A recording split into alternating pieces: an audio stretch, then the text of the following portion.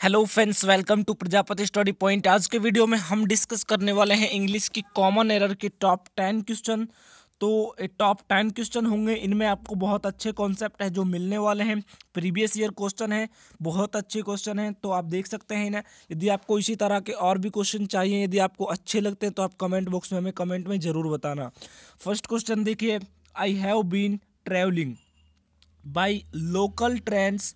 उसके बाद इसमें लिखा हुआ है सिंस लास्ट सेवरल ईयर्स, ठीक है, but have never experience such a horrible situation as this. तो इसमें आपको देखिए बताना है कि इसमें अंदर क्या आएगा। तो देखिए, आई हैव बीन यहाँ पर आपको दिया हुआ है I have plus been plus ING आपको दिया हुआ है ट्रेवलिंग। इसका मतलब यहाँ पर फिक्स हो जाता है, या तो आपका सिंस आएगा या फोर आएगा, ठीक है।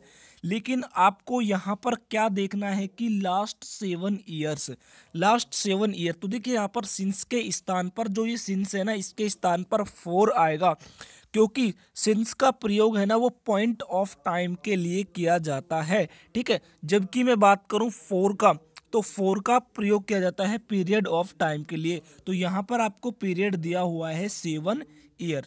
फिक्स पॉइंट दिया होता तो आपको क्या यूज करते हैं आप, सिंस।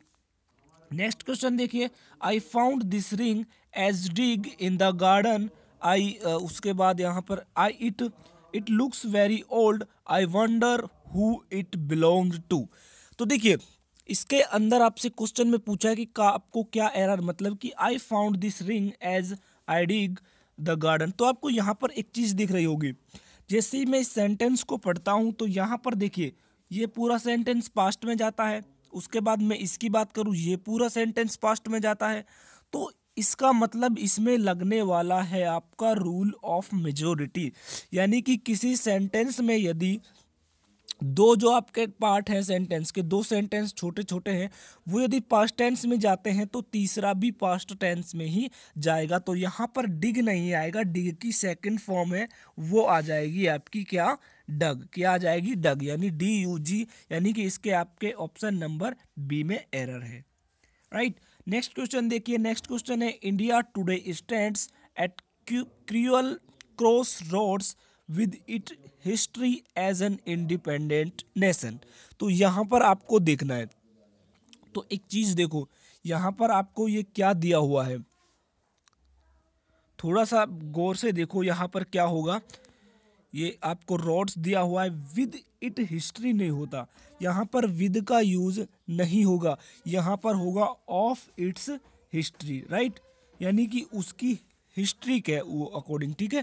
तो यहाँ पर ऑफ इट्स हिस्ट्री हो जाएगा, ऑप्शन नंबर सी में आपकी एरर हो जाएगी। नेक्स्ट क्वेश्चन देखिए, नेक्स्ट क्या होगा। नेक्स्ट क्वेश्चन देखिए, नेक्स्ट क्या है आपके सामने गिवन है, by April next year I will have been working in this office for 20 years. तो इसके अंदर आपको देखना है कि इसमें क्या एरर आपको मिल सकती है। तो देखिए, बाई इसमें लिखा हुआ है बाई अप्रैल नेक्स्ट ईयर। आपको पता होना चाहिए, जब भी आप किसी मंथ का यूज़ करते हैं बाई के साथ, जब भी आप किसी मंथ का यूज़ करते हैं बाई के साथ, तो सेंटेंस आपका कहाँ पर जा रहा है, फ्यूचर में। तो यहाँ पर आपको नेक्स्ट दिया हुआ है बाई अप्रैल नेक्स्ट, यानी इस साल की नेक्स्ट तो होगी नहीं, अगले साल की नेक्स्ट होगी। कब होगी, अगले साल की अप्रैल होगी, इस साल की अप्रैल नहीं होगी। उसने क्वेश्चन के अंदर बोला है द बाई अप्रैल नेक्स्ट। तो यहाँ पर जब आपने नेक्स्ट बोला तो इसके सेंस के अंदर ही आपका क्या, ईयर छुपा हुआ है, यानी कि यहाँ पर ईयर का यूज नहीं किया जाएगा, ईयर का यूज ऑप्शन नंबर ए में आपकी एरर हो जाती है, यानी कि यहाँ पर हमारा ईयर नहीं आएगा, इसको हमें काट देना है। अब नेक्स्ट देखिए, नेक्स्ट क्या है, he was having a bath when the people rang very unwillingly he got out the bath and he went to answer it. तो यहाँ पर आपको देखना है he was having a bath, ठीक है। तो आपको इसके अंदर देखना है कि क्या आपको मिस्टेक देखने को मिलेगी। एक बार सेंटेंस को फिर से पढ़ते हैं, ही वॉज हैविंग अ बाथ, वो नहा रहा था, व्हेन द फोन रैंग, तो फोन बजा, very unwillingly he got out, ठीक है। गोट आउट यहाँ पर ये आपका गलत हो जाता है, गोट आउट नहीं होगा, कम आउट, वो आया, come out of the bath, यानी कि वो नहाता हुआ आया। गोट का मतलब तो कुछ और ही निकलता है, यहाँ पर गोट आउट नहीं होता, कम आउट होता है, ठीक है, कम आउट, जल्दी से वहां से वो आया, और and went to answer it, उसका आंसर देने के लिए। तो यहाँ पर गोट का प्रयोग नहीं होगा, यहाँ पर होगा आपके कम का यूज, ये आपका यहाँ से गोट कैंसिल हो जाता है। नेक्स्ट क्वेश्चन देखिए, नेक्स्ट है by the time he gets back from his holiday the milkman has left 21 bottles of milk outside his door. तो देखिए अब इस सेंटेंस के अंदर आपको क्या दिख रहा है, इस पूरे सेंटेंस में देखो, मतलब कि टेंस, सबसे पहले इसके अंदर टेंस पहचानो कि टेंस कौन सा है, बाय द टाइम, यानी कि सेंटेंस फ्यूचर के अंदर तो जा रहा है ना, फ्रॉम हिज हॉलीडे, ठीक है, the milk man has left 21 bottles of milk outside. अब देखो बाय द टाइम कभी भी आपको दिया हुआ हो, बाय द टाइम आपको कभी भी दिया हो, तो यहाँ पर ये क्या पहचान होती है इसकी, बाय द टाइम जब आपका दिया होता है तो इसकी पहचान हमेशा ये होती है कि ये क्या होता है, फ्यूचर के अंदर जाता है। किसके अंदर जाता है, फ्यूचर के अंदर जाता है, फ्यूचर परफेक्ट टेंस आपका ये बन जाता है। तो यहाँ पर ये आपका हैज लेफ्ट ना आकर क्या आएगा, विल हैव लेफ्ट, क्या आ जाएगा आपका, will have left. I hope आप सभी को ये क्वेश्चन समझ में आ रहे होंगे इजीली।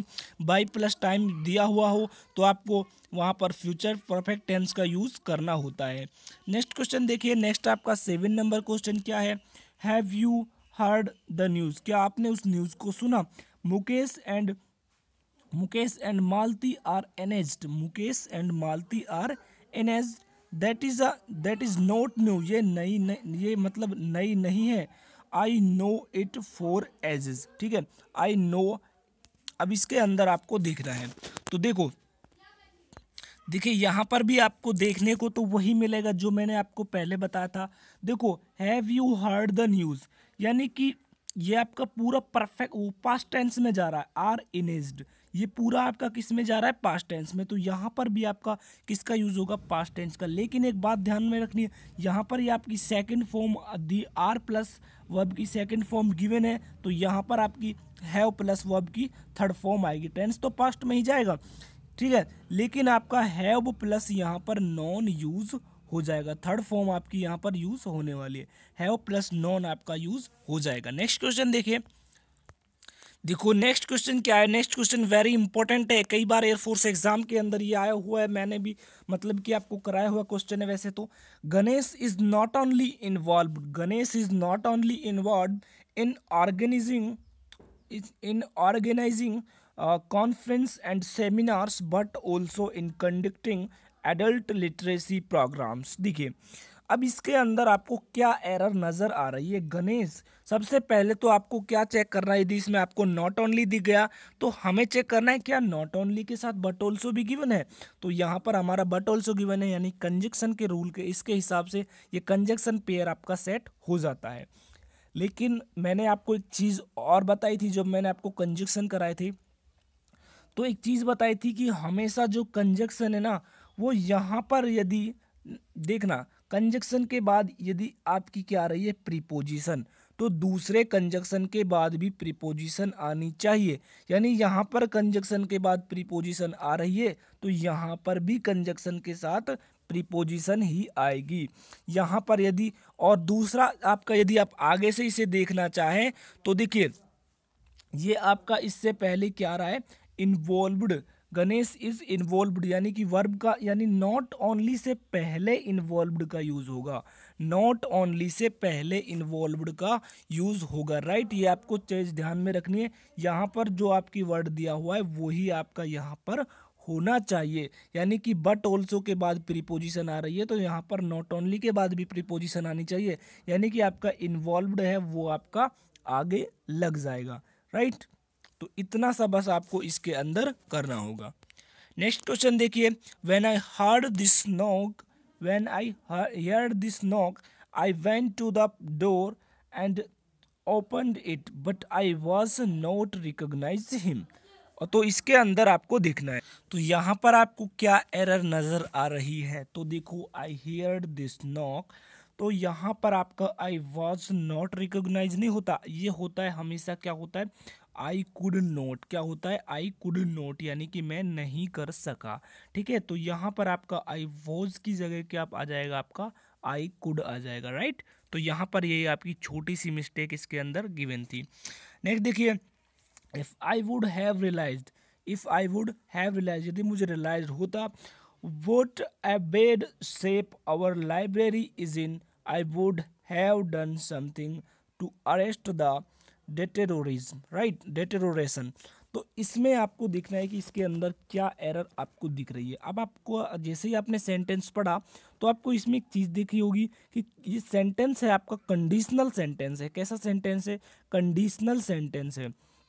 और कंडीशनल सेंटेंस में आपको इसके अंदर क्या ध्यान में रखना है, एक चीज़ ध्यान में रखनी है, ठीक है।